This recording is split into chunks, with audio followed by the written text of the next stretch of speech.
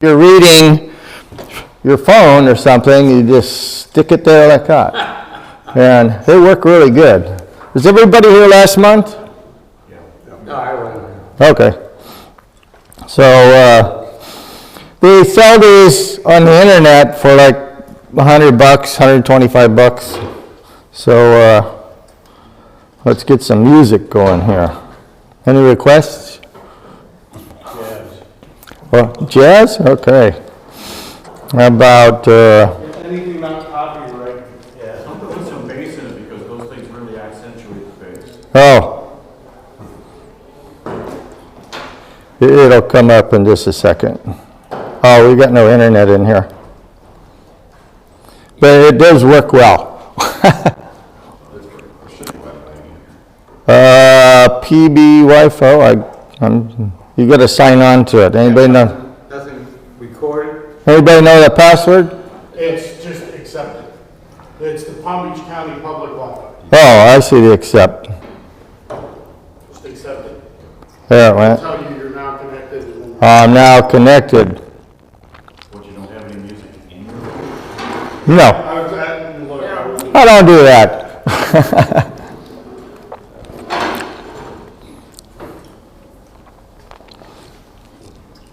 Dire Straits, Money for Nothing, shuffle. So you can hear it now. It really changes where the sound goes. But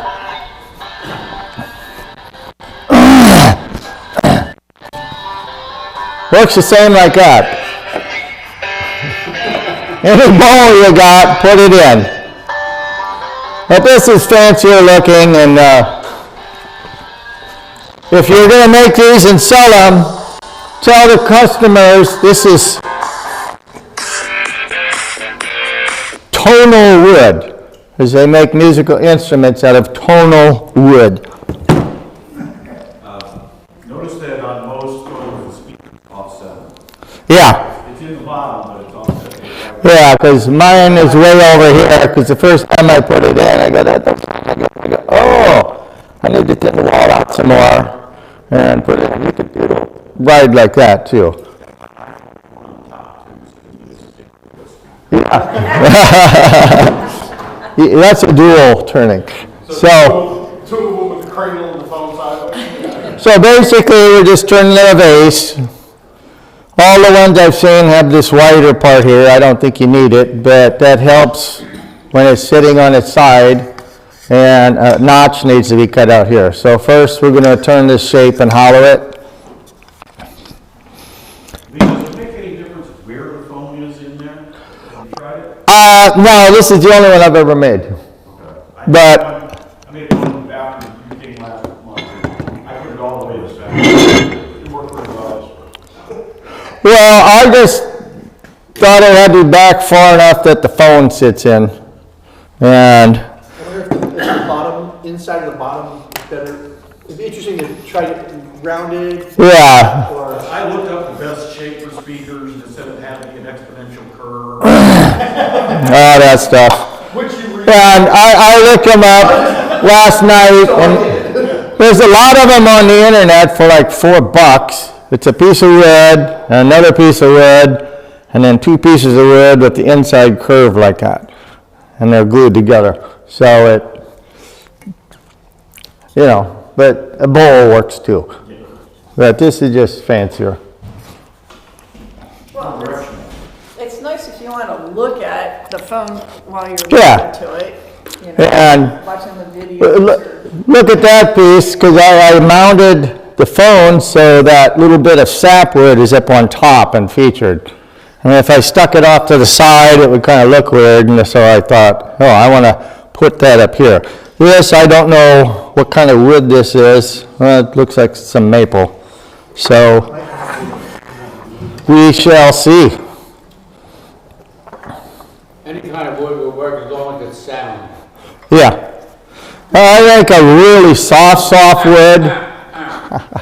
I think a really soft wood won't work as well, but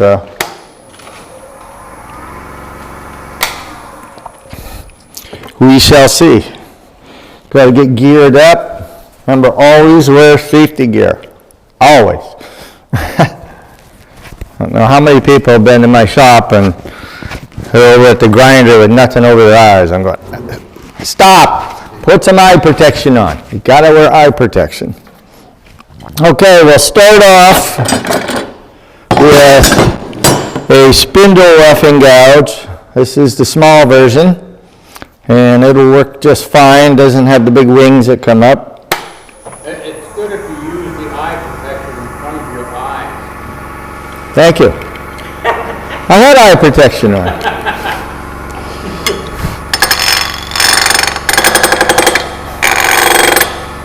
That's just a hair high. Good old Powermatic.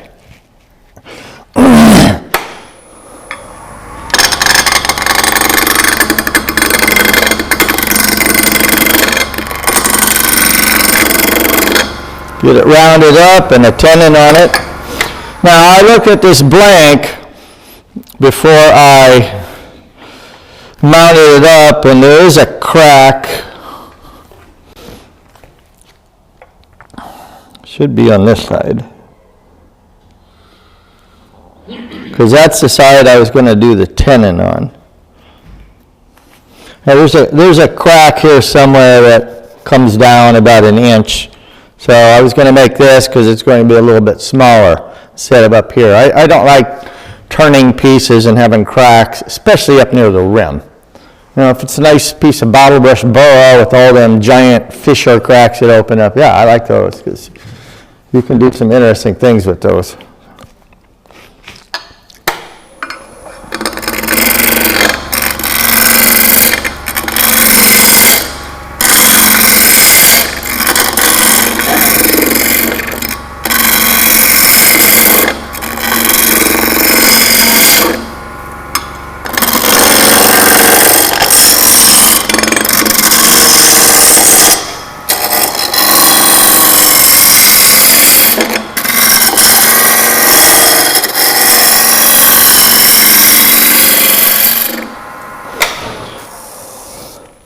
And Carl Spindler, he's been in the club for 25 years at least, and he's not doing too well, so his whole shop will become available.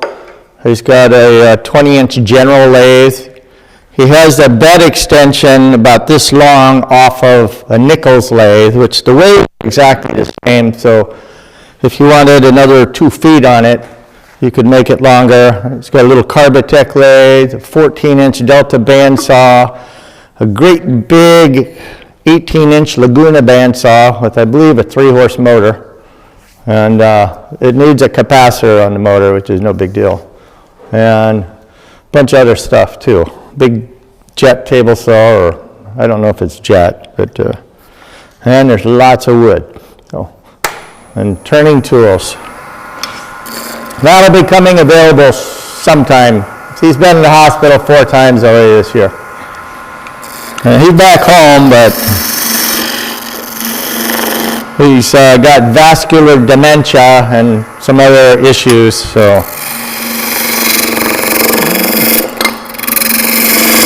He's basically been a dumbass about taking care of himself, which is creating problems.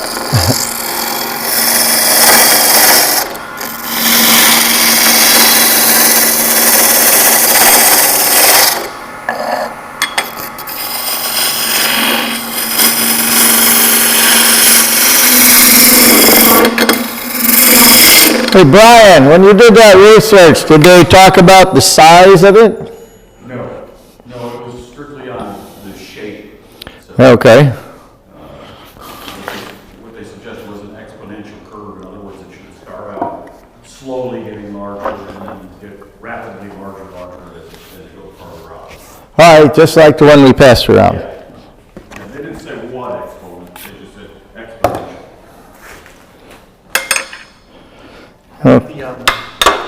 The wishing fountain, probably? Yeah, like the one out near the room. Yeah, I was gonna say, let's go cut a slot on that thing and see.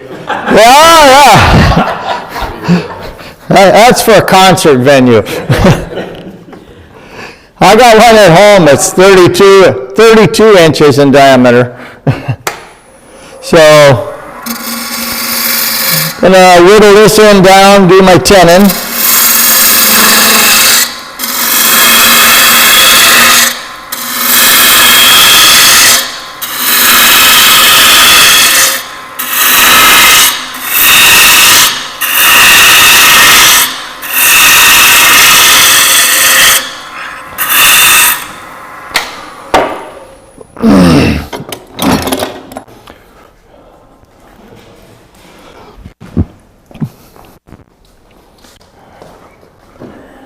Just want to measure the base. I think Angel needs it still.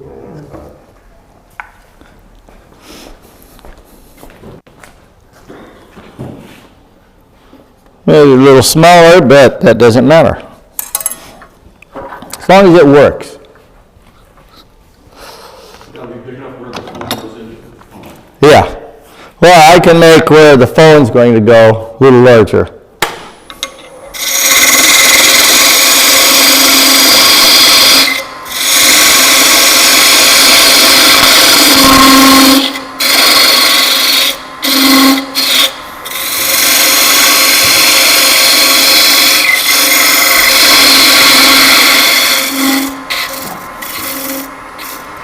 Okay, the chuck I brought is a Vic Mark and has dovetailed jaws. So my tenon, I need to angle in slightly. I like to use a spindle gouge to do that. You can use a scraper, skew.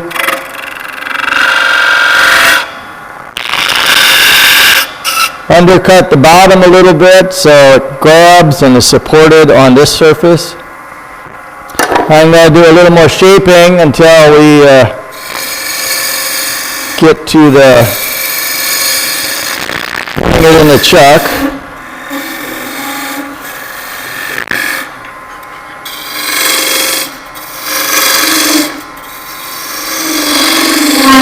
And if you're trying to copy it exactly, you need to use calipers and do it all, but once you do a few, you find out it doesn't really matter.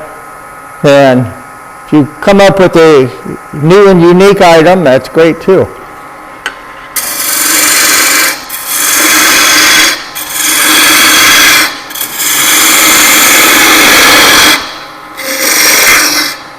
We done passing that around? So I just want to make sure I'm good enough here. So if this is my base, and the top's up here somewhere. Right now I have that, but I can go ahead and make this area a little thicker if I want. But I'm going to go ahead and take it down, so as, like Brian said, smaller and then rapidly coming out. So.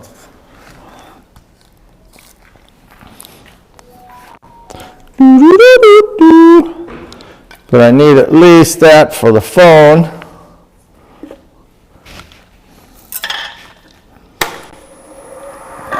Go with the parting tool.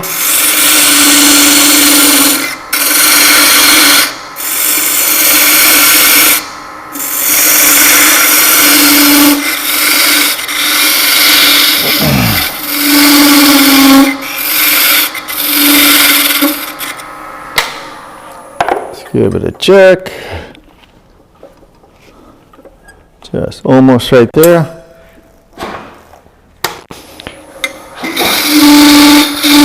Curse you for spewing your bodily fluids and diseases. Curse you.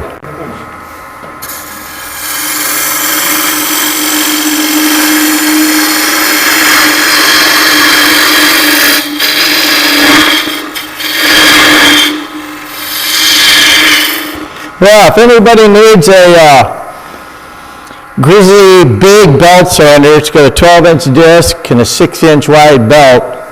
Runs on 220. That's available right now. They run about $1,200–1,300, so only $300. If you're making a bunch of these, since I did the flat on a belt sander, that'd be a really good one. Who was that you said was making hundreds of these now? Oh, I don't know, some guy I saw on the internet. Yeah, he started making a couple. Tell him about that. Well, he made one for somebody, and somebody saw him and wanted one. He has an actual job, but now he spends all his spare time making things. He makes a couple hundred of them a year and sells them. He's thinking about putting his work to a job and just making these things. Yeah. He's not YouTube, you can check it out.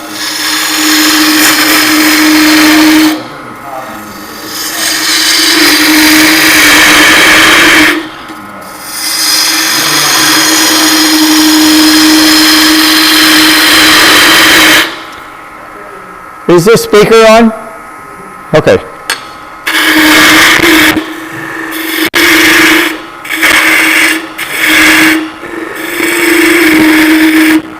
Yeah, I may try and do this one a little shorter, since I've got my thing, and then the phone could go right here, and then I just probably will have a different sound.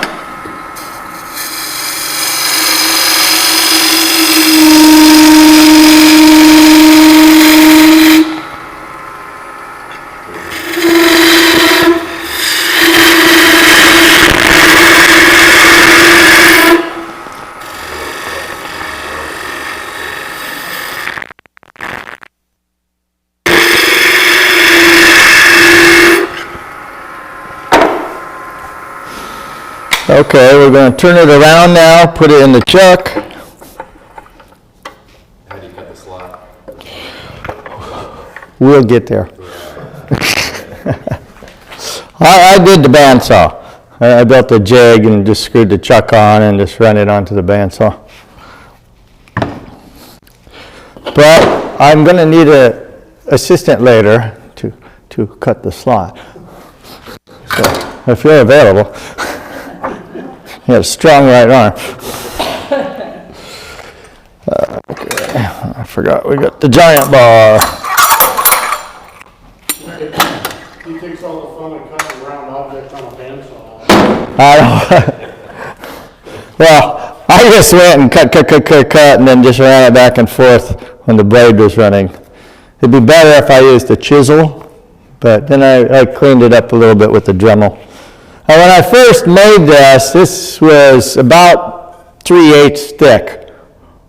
And I thought, it sounds a little funny, and plus the speaker is off to the side, so I still had it in the chuck from cutting that. I just threw it back on and hollered it out down to about 3/16, and the sound is better. Maybe the thinner material like resonates more. Yeah, possibly. Because that one's mahogany, and it works out good. This is a good solid piece of maple. Like Carl said, it's sound.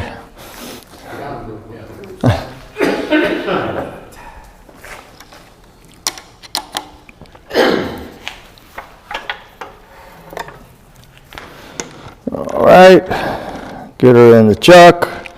Remember, when you're putting it in the chuck, don't hold it up like that. Hold it on the end. That way it'll get in there straight. And you can stick the center in the hole, but one of mine, the center point is bent, so it's always off a little. That way it'll force it off. Oh, and there's a bunch of, take the magazines out of that bag, please.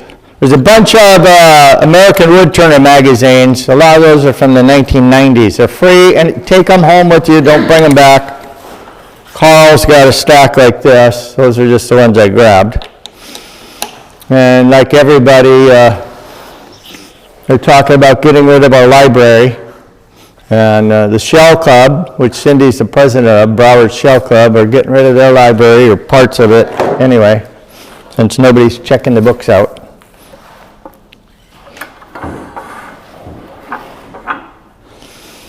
All right, let's see what we got.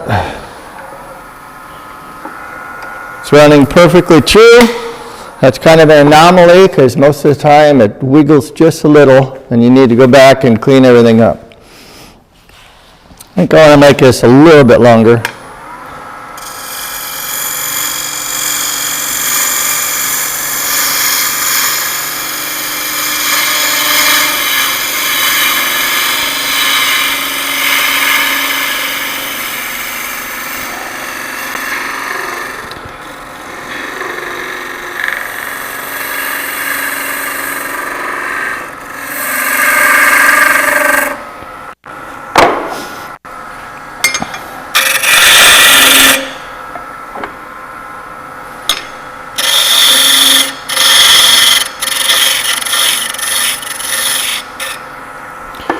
Okay, let's roll my giant bead over.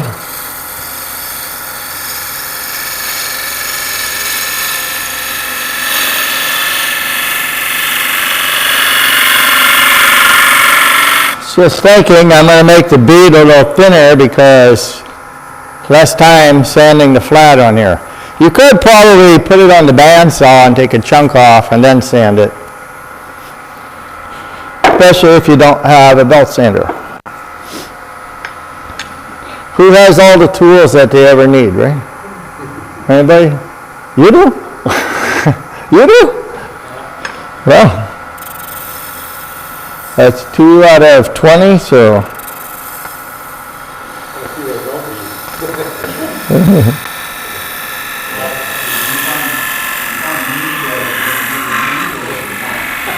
Yeah. Well, Cindy, tell them what that sticker on our cabinet says about tools. It's It's not. not hoarding if it's tools.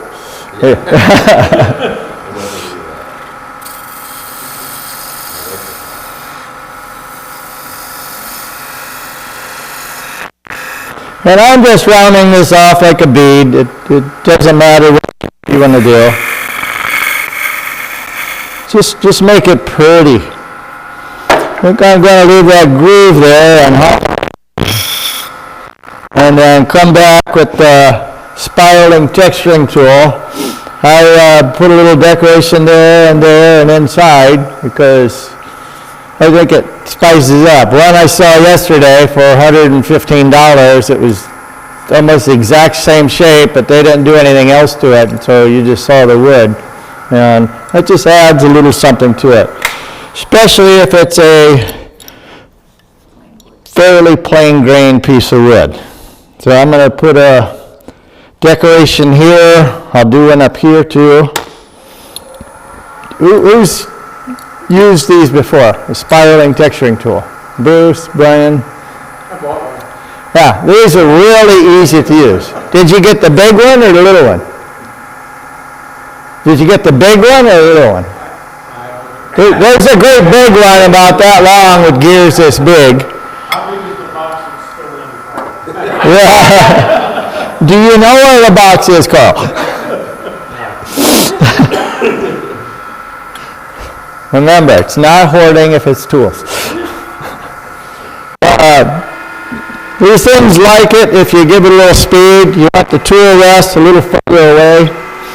And depending if you have it straight in line with where the wood's going, or angle a little, we do different patterns.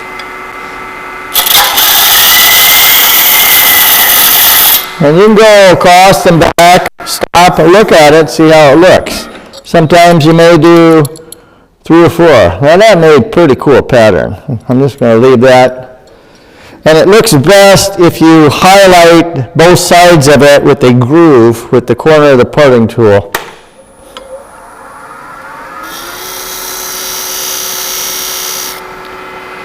Now you can even paint these things up and do all kinds of stuff to them.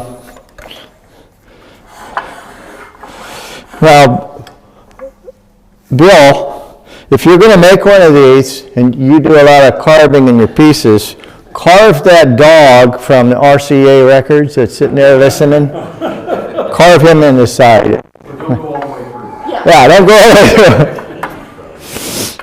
That'd be neat. All right, I'm going to do a decoration up here also. And mostly I'll do this first and then do the 2 grooves. I had a big line there, so I did that. Because if you make a mistake and go past it, then you're going to have some marks on the outside of your line. It just doesn't look that good. Unless you texture some more and then do another line. That looks okay.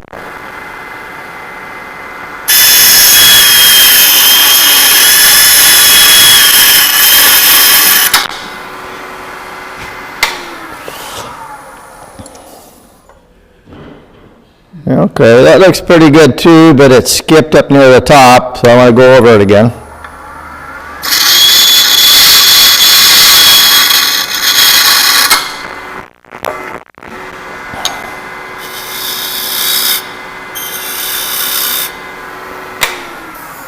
And when you're sanding where the grooves is, don't sand really heavy, because usually you got a good finish. A lot of times I will sand it and then do that, and then just touch that with like 400 if there's much sticking up here. So I don't need this, so you can pass it around and see. And there's another reel that goes on there, it's kind of flat on the top with an angle. So you can do a pattern like the handle here. Do it one way, then the other, and you get all these little diamonds on it. But you do need a firmer wood. If you're doing something soft like mango, it's just going to tear it up. You want the mahogany texture is really nice. If it's a harder, denser wood, it textures much better. Okay, so we should get rid of this chunk.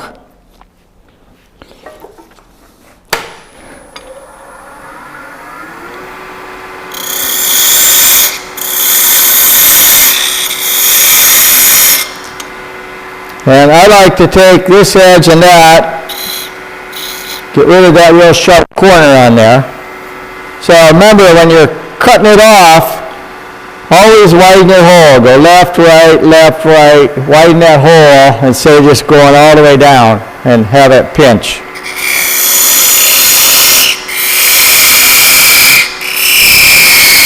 I've heard you only go as deep as the tool is wide. So this is 1/8 inch. So go an 1/8 inch past where we just were, move it over. You can go a little further, but when it starts grabbing, widen the hole.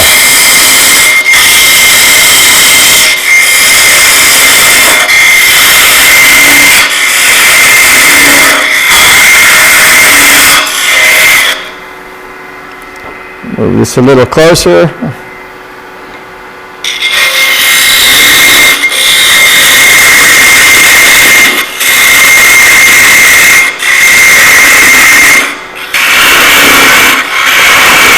And see, I'm holding the tool next to me, and I'm just moving in with my body instead of just my arm. So much more control, and I'm using less energy.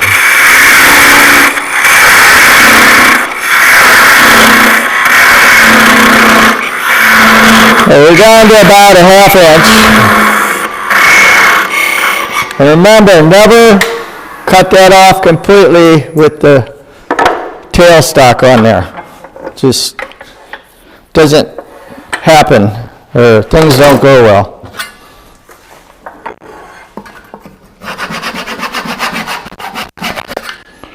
Okay, anybody need a piece of maple?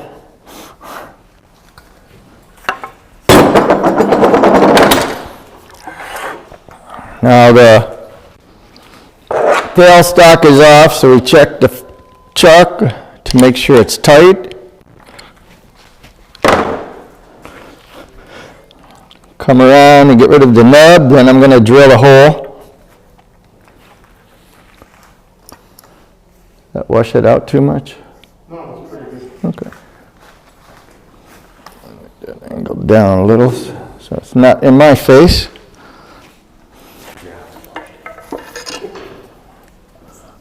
Oh, it's okay. You weren't paying attention anyway. Doing a little dimple so my drill bit starts.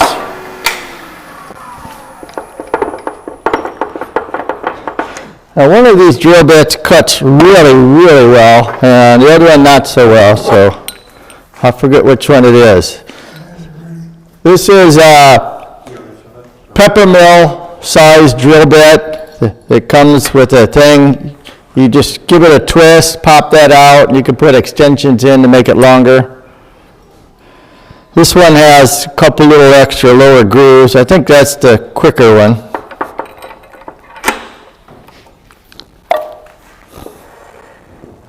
Slow the speed down a little. Get this out of the way. Now, if you're using the Jacobs chuck, I like to hold on to it on the way out. When you're backing it out, squeeze that and pull with this hand towards the headstock in case this comes loose out of here. If that ever comes loose, starts spinning, push it back in and it'll relock itself in there. The Forester bit Yeah. And I like to have this not locked and just touch it that centers this. Because a lot of times there's a little tiny bit of play one way or the other. If you do that, it goes zip right in the center, then lock it, you have a much truer hole. If you lock it and it's over this way, it's going to start going in and start wobbling some more.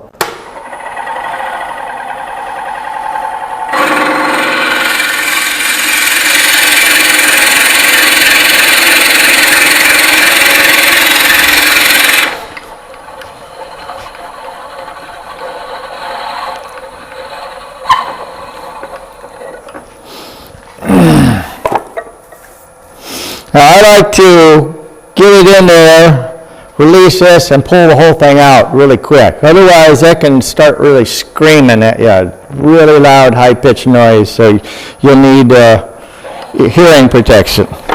Get it out, in, lock it, 4, 5, 6, release it, pull it out. I'm pulling as hard as I can here.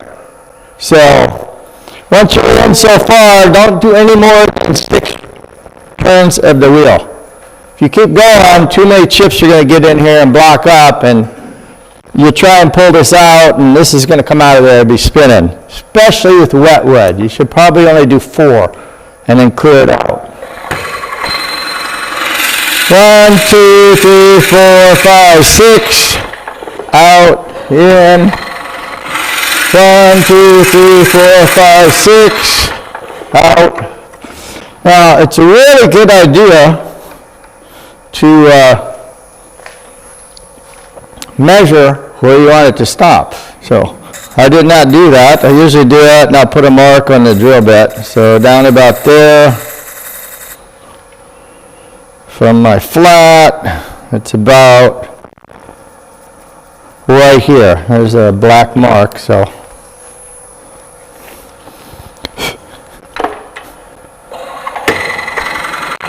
1, 2, 3, 4, 5, 6.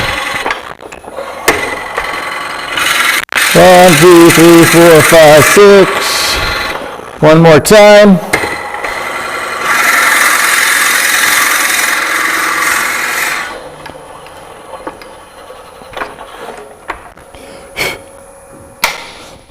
And these things will be hot, so don't touch that in.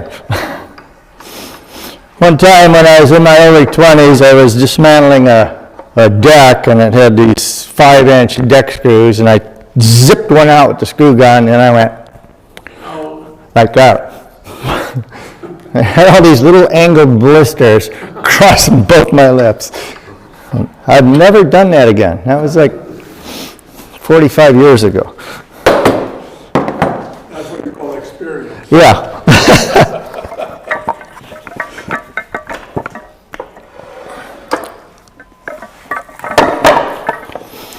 Nice magnetic tray.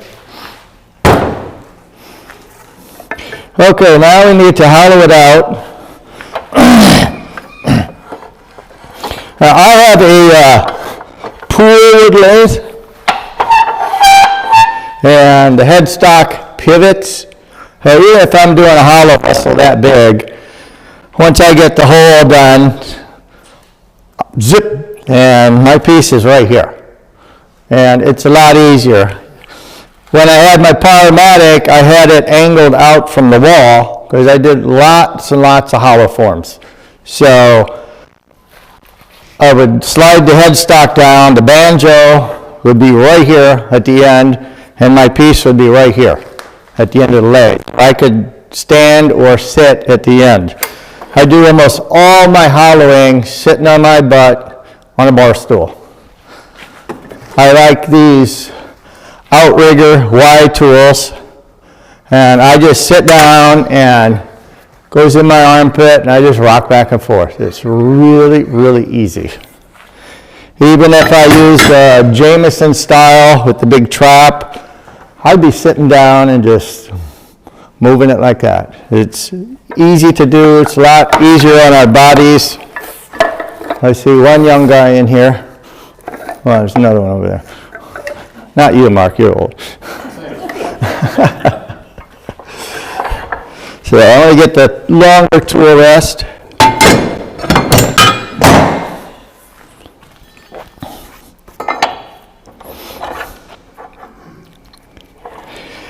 And I always start with this outrigger tool.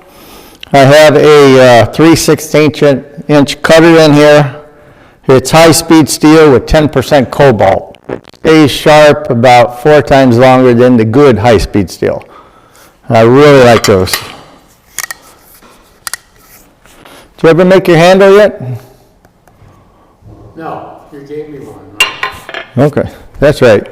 I'm gonna say, it's in the box with your other stuff. Well, I used the chuck that you gave me, and I put it into the other, the one, I think the one you gave me, you used the key to. Yeah, But the. Can't see the end where The it's. chuck, separate chuck you gave me, hand tight. yeah. Yeah. Okay, now, Do you need to hollow at this point? You don't need to hollow though, right? well, I gotta get all that wood out of there. Right, but, okay, I didn't know what. This goes really fast. This is ingrained, so we can't really take a bowl gouge and go in that way easily. You can, but it's better if you don't. I'm using a hollowing tool, and I believe you can make these side grain too, right, Brian? I haven't tried it, but I don't know why not. I didn't try either. So my cutter, since this is a scraper, inside, the cutting edge needs to be on dead center or slightly above with the tool level. Looks like I'm exactly on dead center. I want to raise it up just a tiny bit. If you're way too high, it's just not going to cut. If you're 1 degree, half a degree below center, you get catches and diggins. So always check, and if you switch tools, like I'm going to switch to this bigger tool, it will actually be higher, so I have to bring it down a little. And scraping cuts like speed. Crank the speed up a bit. It goes a lot faster. So my place, I'm sitting down and I'm just like this, just rocking back and forth. This tool, you can hold it like that. It's just so easy.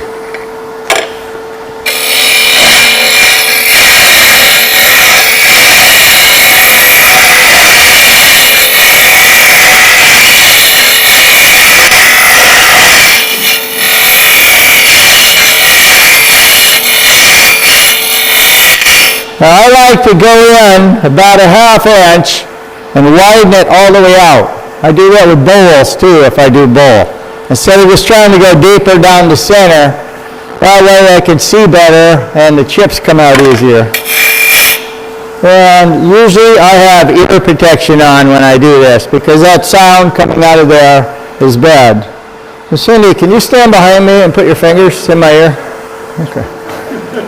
I was going to ask Bill, but he's a little shorter. He'd have to be reaching up. I think it's also good that the wood still has more strength.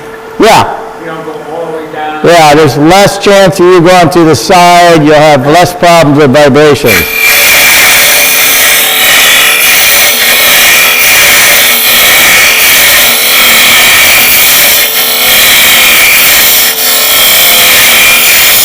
And see, on the way out, I'm taking less of a cut than when I'm cutting in. I'm pushing harder and a thicker cut. Because on the way out, there's more pressures this way. When I'm going in, the pressure's going towards the chuck. There's less chance of me knocking it off. If I try a real heavy cut out here, and I don't have a good tenon with the dovetail, there's a greater chance you're knocking it loose in the chuck or taking it out of the lathe. And plus, if you're doing side grain, you can snap that tenon right off inside the chuck. I've done that many times.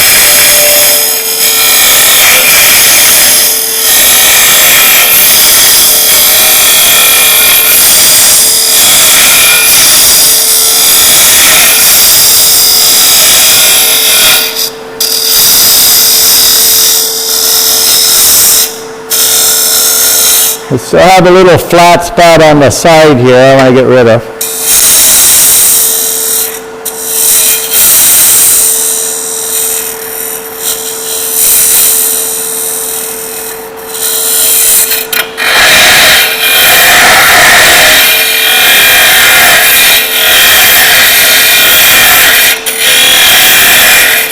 Wish I remembered to bring the earmuffs.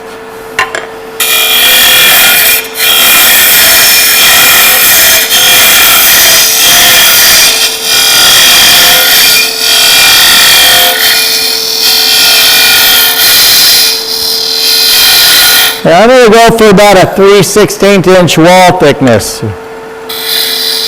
But let's look at how this is cutting, see if we're getting torn grain. This is a good firm piece of maple, so it shouldn't be a problem. There's a little bit because I'm going kind of hard and fast. But if I slow down and angle it up and tip it and come across a shear scrape, that should take care of that.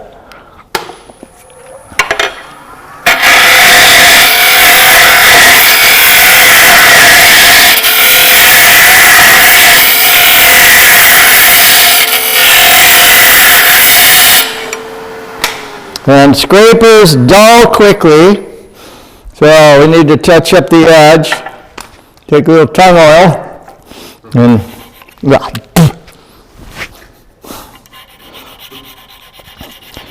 I never, wood chips now, sharpen the top of my scrapers. I always sharpen the bevel where the grinder was. Nice and sharp. Just a little fine diamond hone. Now with this tool, sometimes when you're starting, you have to have the tool rest out here, especially if you're doing a hollow vessel like the tall one in the back over there, because you need to get around, so in order for this bar to be on here. And the bar is there because there's 3 movements in wood turning. You got left and right, up and down, and then you have roll. This eliminates the roll. Same with the Jameson style. You have the big D shape back here and a second tool rest, and that just, your cutter's down here, and that eliminates the roll. And then those articulating arm runs, which are either in here or stand by themselves, there's no way that cutting edge and the end of the tool is going to roll unless you have something loose.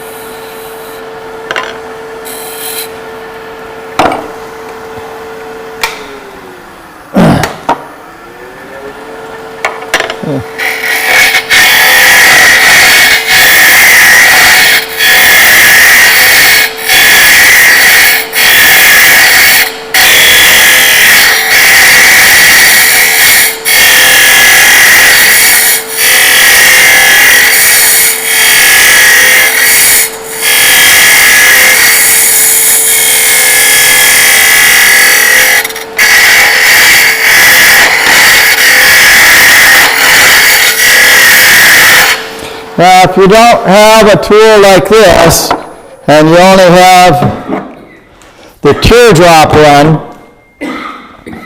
so you have a teardrop shaped cutter on here, the smaller point is almost exactly like that. These can be a little pointy. I've seen them where that comes, you buy it, it's an absolute sharp point, and I hate that. It's really aggressive. But if you hook the corner of that on and you push into it, it'll take the wood out really fast. I like just a little bit of rounded on the end of that, and that will work out a little faster. Now I have this one positioned so I'm on the longer curve. That's for smoothing out the bumps and the ripples. And since I'm going about 3/16, I'm going to take care of this top 1.5 inches right now before the wood gets too thin. So again, check our height. It's way above center since this is a thicker handle, but I'm going to angle it up like that and come around and smooth these ridges out that are in here. Well, Brian, do you think the ridges that are in here will add to the quality of the sound? No? I get a little reverb or echo coming back. Maybe for hip hop. Yeah, there you go.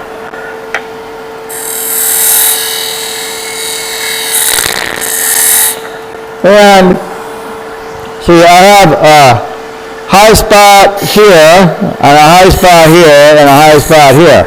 If I take a pencil and mark them, I can see them a lot easier. And I know I got to come in and just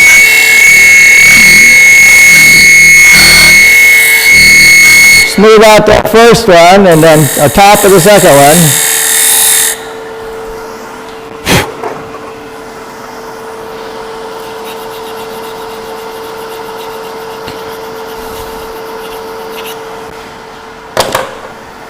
And on this teardrop, this tighter circle is good for some shaping and some final cuts, but this long, gentle edge here, I use that especially when I'm doing a lampshade that's 16th inch thick to really gently smooth out the inside of that. Now if you do this right, it can double as a lampshade and a speaker.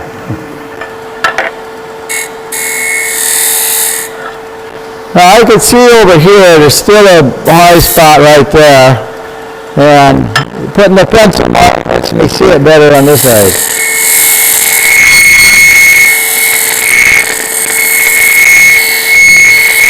You hear that sound? This is tonal wood.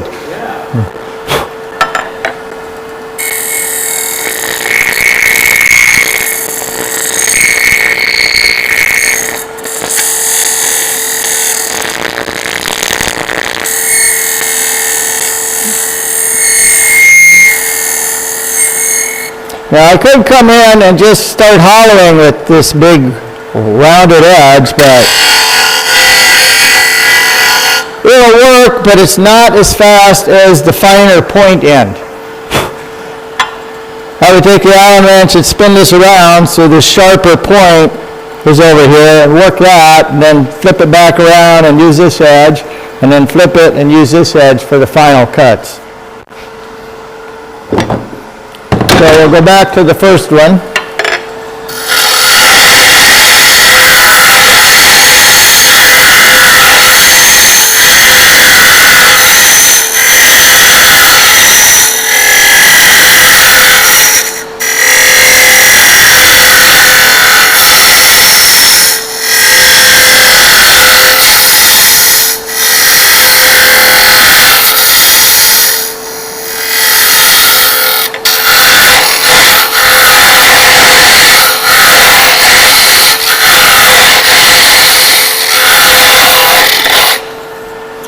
And many times, if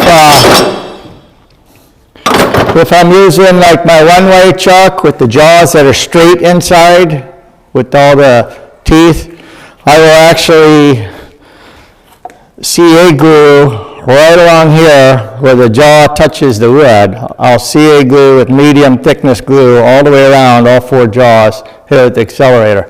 That holds it in the chuck. And there's less chance of you knocking it so it's wobbling all over. What about getting it off the face of the... You just undo this, three jaws will pop loose and one stays, and you just grab it and go pop, and then I just close the jaw and take the side of the parting tool, turn the lathe on, just comes right off. I've been doing that for 22 years, 23 years, and still on the same chuck. The jaws don't get shorter? Yeah, a little bit.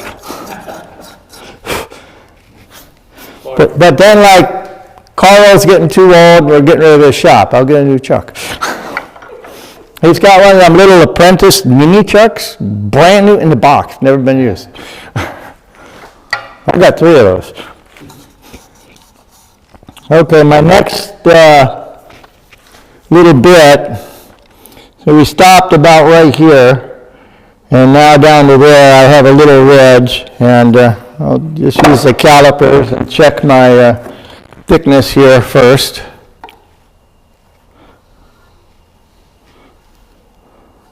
Well, that's about where I want it to be. This style of caliper, when you squeeze it in there, it's the distance between these 2 points.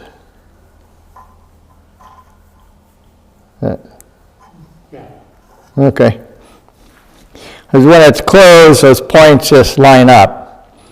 these actually cross over and they're not even, the other ones I have, they line up together, and this one's open actually a little bit.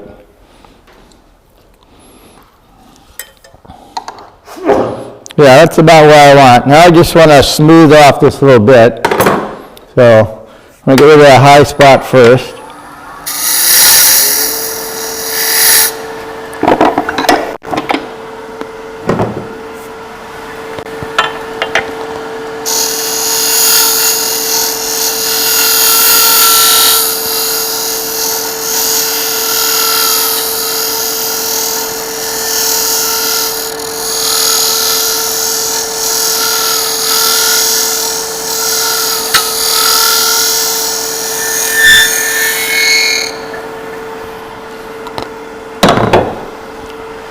Okay, can you see there's a line about there and a line about there, another line there. So I'm going to take my parting tool, make a couple grooves and do a texture in there. So that's an anomaly, that's an anomaly.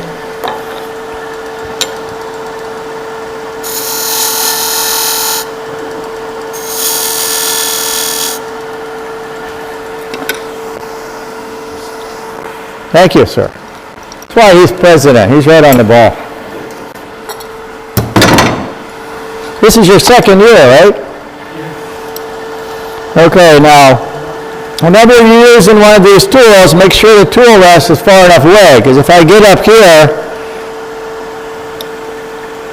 the backside is going to be hitting my tool rest and taking chunks out of it and dulling the tool or possibly breaking a tooth. So I'm in a little farther.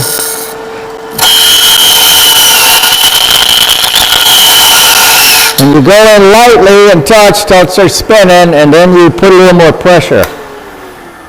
If you go in hard, sometimes it'll just drag a groove on there. So that looks pretty good. Even out here, past that, there's some little ripples from the vibration of me cutting it that are there, and I did that on purpose. So, added dimension to the music, the sound.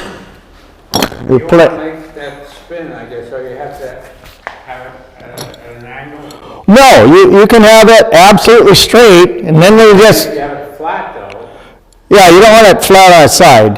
then it will just move. Either with the wheel straight up and down or angled left or right, depending on which way you're going. But and like when I was doing this, I don't know if you noticed, I had it angled right, went across, angled left, went back and forth like that. If you have it just straight and go across with it straight, you'll just get these little stippled dots. And if you angle it, it starts doing these curves. If you're doing it like across the flat of the bottom, like right here, you get all these swirls going around. There's a bunch of different things that these will do. Yeah. So that's all that took. That has to be sharpened, Yes. And it's really easy to sharpen. really, all those teeth. Yeah. You just, no tongue all. No, you have a scrap piece of wood or the piece you're working on, and you touch it on there and it starts spinning, and then you just put the diamond file against it while it's spinning. And then you just flip it over or do the same thing on the other side. It's just spinning around, going brrrr, just lightly touch the diamond file there, it sharpens it right up. Okay, we're good there. We're good with our thickness. We'll go a little deeper. Back to my number one tool. Now I have these in like 5 different sizes. I even have one that's about this tall, made out of 1-inch stock. I have a 1/2-inch hole drilled in it, and I have different heads like this that I can put down in there. I have a head with this on it. I have a head that it's straight out the end. They're only about that long, but they fit in the end of that big bar. And I have one to take the teardrop, and weighs about 45 pounds. And it's really heavy. So anybody want to buy it? Sorry, I don't know if I'm ever going to use it again.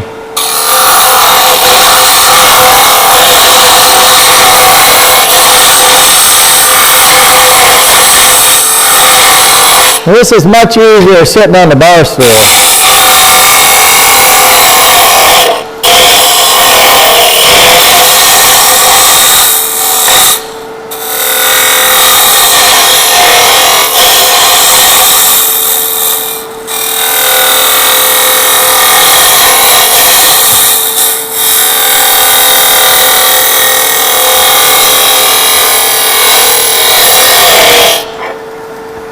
Turned to an umbrella stand. Oh, I made a couple of those. You really needed a deep, Yeah, 19 inches deep. That's what I used that great big one for, unless I was doing a big hollow for them. Yeah, one of my clients, I watch their houses and do stuff around their house. I've got like 12 clients, and check their mail when they're out of town, mail it to them. And they've got a rosewood umbrella stand about that tall that I made. It's a real pretty one. Okay, I need to go a little deeper in the bottom and round over the inside of the bottom. Or does that matter? The one I made is flat. Oh, it's flat in the bottom at the corner? Yeah, and the phone is all the way at the end. Okay. Yeah, I put a little in the back and I figured that may, Yeah, I'm not sure. I don't know if the sound goes out both directions, then you might have interference waves. Yeah. Yeah, if it's too far in the middle, it'll, Yeah. but if you're tone deaf, like most people, it just don't matter. Okay, so where my phone's gotta be is like way up here for that. But we'll see how it works. I already got this one sold, so. And that guy won't notice any difference. He just go, oh, that's just so cool. Now, if you're using wet wood, partway through, retighten the chuck again, because your wood is shrinking as the moisture is coming out of it. I need to get over here, smooth out those ripples.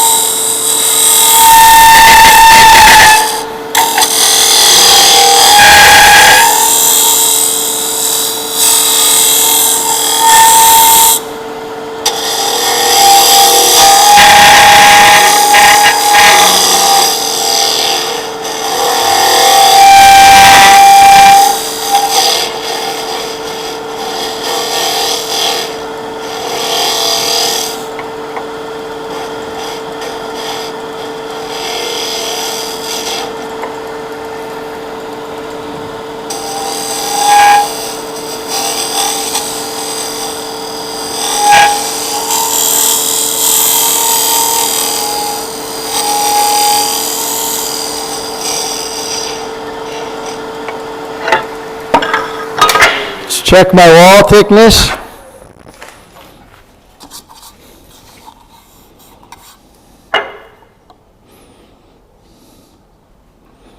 Okay, right there is about 3/8. Up here where the phone's going to go, it's about 3/16. Gonna leave it at that. There is a big ring here from something cutting. Now, the small one, this one's made out of stainless steel, because, you know, in Florida, we have a rust problem. Like most of Carl's tools in his garage, all his hollowing things are solid rust.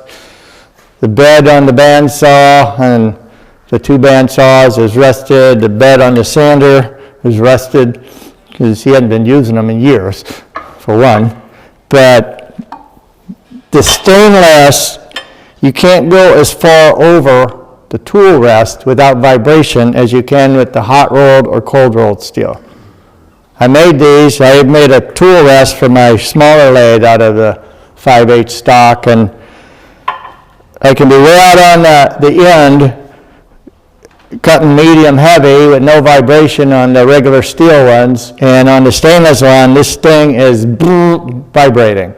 So no rust, it's a little harder to make, but it stays smooth longer than that. So this one, I may be able to go like 5 inches over the tool rest before it starts vibrating with heavier cuts.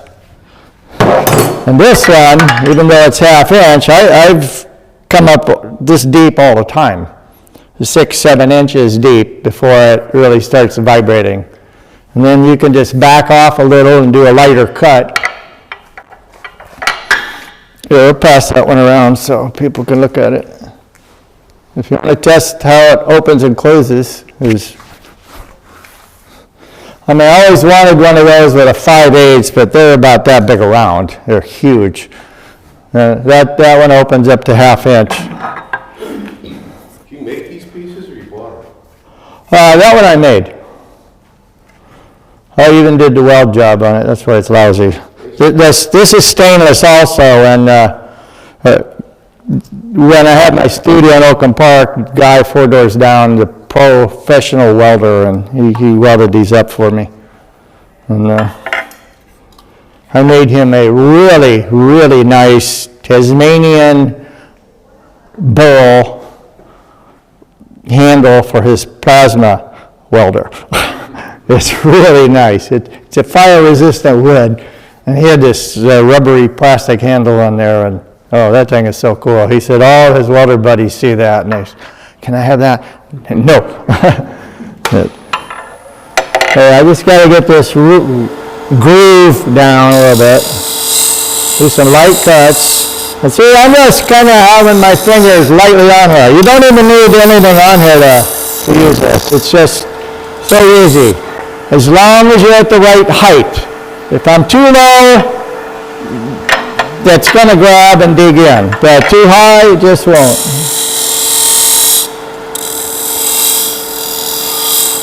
See now, right here where I've been cutting is dull.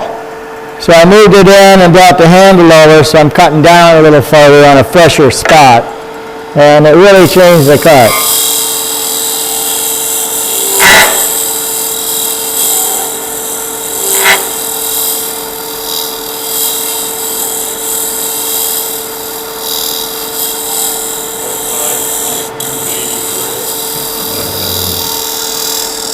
Yeah, this is an 80 grit tool.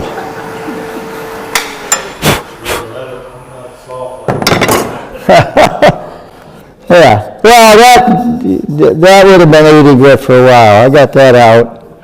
I'm not going to cut the tenon off just because I want to put this back on the lathe and sand it and put it on the bandsaw on the jig I got. So let's get rid of this.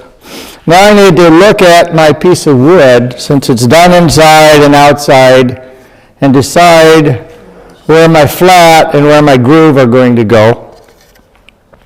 So we've got some, we're in the overhead, you got some really nice V-shaped grain right here.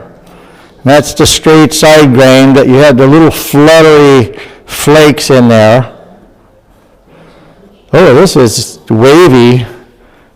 The grain's not a good V like the other, it kind of waves down. Can we see that good? Yeah, that's kind of cool looking. And we got this knot anomaly here. So I need to decide what's going to be featured up here on the top.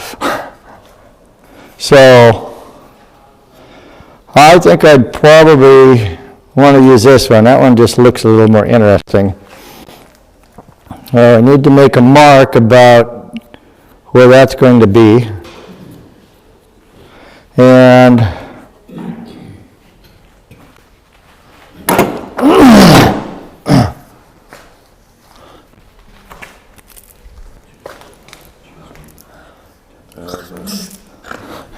Where's mine? it's a chocolate. I only have one more, that's mine. So about right here is the top groove. So I just want to get about the diameter. And I'll do a pencil mark about there.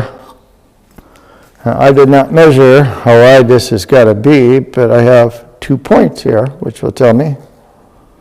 Because I want my phone to fit in there just right, and there's a lot of different phones and a lot of different thicknesses, so if you're gonna make a bunch of these, you may wanna have a little bit thickness on it. I think the thinner phones will fit in it and just lean back a little more. So if I go there and then cut it down to here,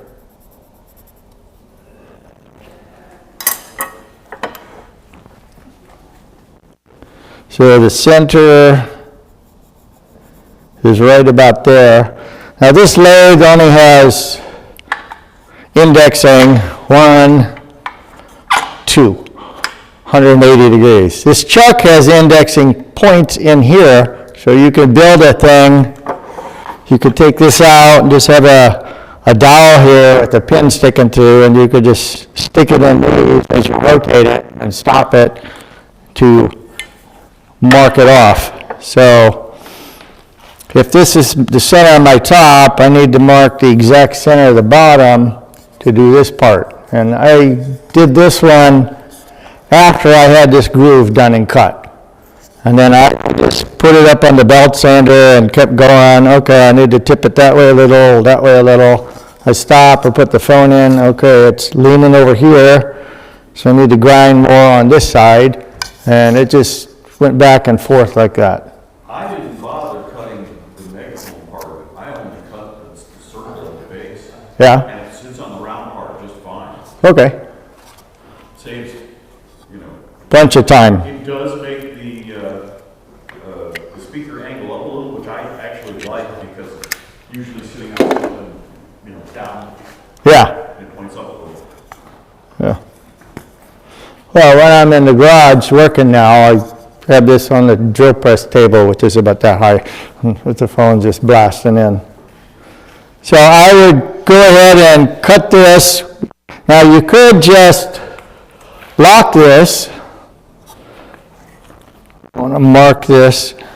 Since I'm going to move this, I want to mark the jaw it's in now. Because when you take something out of the chuck and put it back in, you want it in the exact same spot. So if I lock this,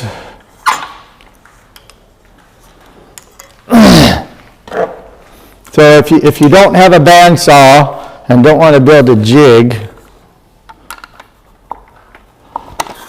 see, so I would turn this all the way on its side.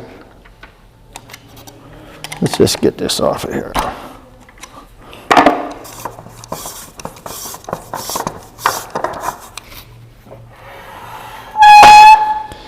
Things we don't need. So I built this little platform so I could do it on the bandsaw. And again, there are many ways to do this. Brian did a little different design with what he was talking about, the back with the flat inside. And when I cut it, I put it in my milling machine. Yeah, and he's got all kinds of machinery. And if you need something done and you don't have the tools, ask us. You can come over and we'll do it. So where the chuck stops, right there's my center, and I want it down like that. So I need to loosen the chuck.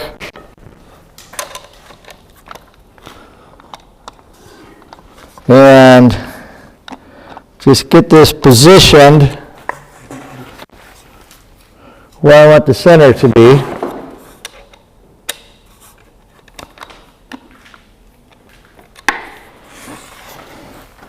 Okay, so that's about right. Now my bandsaw blade would be here. I built a wood table on my bandsaw that slides, because when I'm cutting a round log, I pull the table out, put the log there, and I'm holding it like this, and I'm pushing the table with my stomach. That way I'm very secure. I do the same thing with this. I screwed this down to the table, which didn't take much, and just run that onto the blade of the bandsaw. Stop and look at it. Okay, that's not wide enough. Do it a little deeper. And then, okay, I move it over. There's my other mark. Come in there. And then I just went in and did as many cuts as I could and broke the pieces out, and then just ran that back and forth across the blade. It's running like that, the blade was running, I just went back and forth like that, chewed that up and went in with the file, cleaned it up a little bit, took a Dremel with the burr and cleaned up the inside a little. So that's how I did it. Now, if anybody wants to make one of these, I have a couple of these that you can put on there and screw. My buddy, his buddy made a whole bunch of these, telling people, oh, you screw it to the wall and you screw your chuck on there. It's for storage. Yeah, if you have a dowel stuck in the wall, you just stick it. This is a little complicated unscrewing. Anybody want a couple of these? One of these? Anybody else?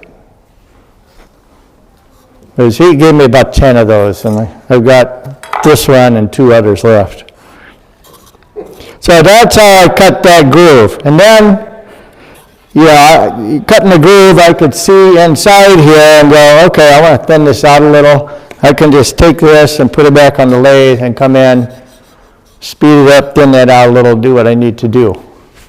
And then after that, we make a jam chuck or use a coal jaws, reverse chuck it, cut the bottom off, decorate it, because that will kind of be visible. You know, people may store it like that, but I mean, the phone tips it over. You could do it like that too. But I made it so it went that way and projected out. The phone will even sit in there at an angle. This isn't the best surface for it to be on, but it used to fit in there. Okay, so that's about it. Any questions? Questions, comments, alms? Yes? Where do you get the teardrop cutters? I make my own. I use high-speed steel planer blades, and I actually cut them up and make my own. Craft Supply makes them. You could buy the carbide tip ones and even put those on, the little carbide cutters. But this is a purchased one because it has a hole in the center.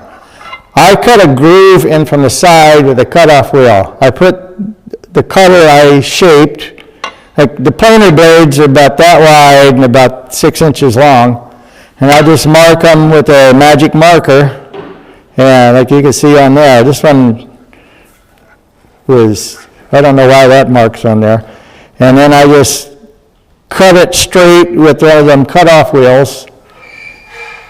I put the blade in a vise that's on the bed of my drill press with the cutoff wheel, and I just slide it into it, and it cuts my grooves, and I whack it with a hammer and break it off. You want to put a rag or a glove over it so pieces don't go flying and you can't find them. It'd be where your other thing is, Carl, back in the box in the corner. Under the 17 boxes and the logs. So I do a groove in the side, which is so much easier when you got to put this back on the grinder. This one I have to take the screw all the way out. My other one, you just loosen it 2 turns, it slides off, slides back on, tighten it right back up. It's a lot easier. This small one is one I made, and you can see the groove here on the side, maybe. And it just pops on and off. So, the Craft Supply in their magazine, Packard, they sell these. They're like 22, 25 bucks, something like that. But I've used the carbide cutters on here too. I've got a whole bunch of those. So, but the teardrop one is just so much more versatile. Like the one Sorby one where they give you a half round cutter that you stick on there, and they also give you a totally round one. That round one is only for final smoothing because you can't do any heavy cuts with that. You got too much edge like that presented. So I like them because they have the small point. I can adjust that and just rip the wood out with the small point and then flip it around here for smoothing and final smoothing, depending on the shape for what I'm doing. And The first time I bought one of those tools, there was a guy in North Carolina that was making them. yeah. Does anybody sell those tools? There's one similar to it. I saw it in a magazine, and they have a couple extra bars on it. I can't think of the maker. My buddy Paul Crabtree used to live down here, and he used to make these. When he used to make them down here, and then he moved to Washington, actually opened a business making them and selling them. But then he retired and sold all his equipment. Very good tool. Yeah, I love them. I don't like the Jameson one because you've got to put that other tool rest up here that's that long. And that Trent Bosch articulating arm run, and the other one started with the K. What was that? Kryptonite or something. The articulating arm runs, those are really good too. But this is just so versatile. The other ones, if I'm doing a hollow vessel and I have a small hole, I get it in there and I'm hollowing, I have to carefully get that out. All the other ones, you can literally, if there's not vibrations, you can just let go of them while it's still in the spinning wood. And shut the lathe off, wait till it stops. And sometimes I'm in a smaller hole, got to get it in, turn the lathe on, cut, shut it off, and stay there till it stops, and then get it out. But the maneuverability of these tools, I just love them. That's why I have so many of them. Okay, When you sharpen your cutter, take the things off and sharpen the cutter, yeah. how do you hold them? I just put them flat on the flat plate and just spin them around. So I bought, I don't know what it was, up in Raleigh or what, somebody was selling a holder made out of aluminum. Yeah, They work real slick. for this style cutter, the square ones. Or is it for the teardrop I also? was a teardrop on, I think. Okay, yeah. Well, I just, You can maneuver around, but yeah, I just, It's got a hole in it, you can screw it on, because I have that. yeah. I have my flat plate on my grinder, and I just have it close to the wheel, and I just stick the cutter there and just go around. Don't hit the wheel with your fingers. That's it. Make sure the platform is very close to the wheel. Yeah, very close to the wheel. As close as you can get it without it touching.